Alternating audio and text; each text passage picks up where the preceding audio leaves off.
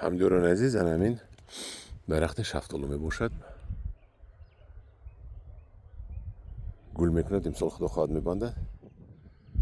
سالی گذشته شنونده بودم اینو.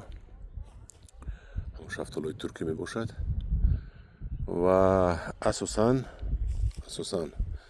میوه های دونکدار، یعنی شفتالو، زردالو، اولو منمی دونکدار است.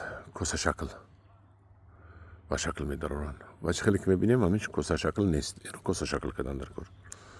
اون میبینیم تماشا میکنیم برای کاسه شکل کردن چیکار کردن در کار. یعنی که برای شو کاسه شکل کردن با ما بسیار مفید است. من این 1 2 3 این مایده 4 این بالا قوس رفتگی برای ما اینش 5 در کار نیست. حاضر چه خیلی کاسه شکل شدنش رو من شو میتیم. همین رو ما از اینجا میگیریم. همین دیلی من نسوختو گرفتم برای که سال آینده بعد عذاب میتید. انا از بالا نگاه کنید کن چی شد؟ کاسه شکل شد. موبایل خالی شد.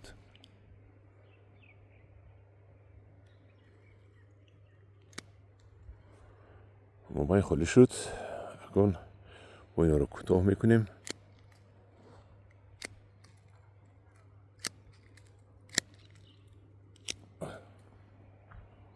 الان دید شفتالو چقدر کاسه شکل شد. سال آینده باز نودای درون رو نیست کرده. نودای بیرون رو میمونیم. من این نودا بیرون میرود. من با اون چک شده شد است. اینش هم بیرون میرود. اینش هم بیرون میرود.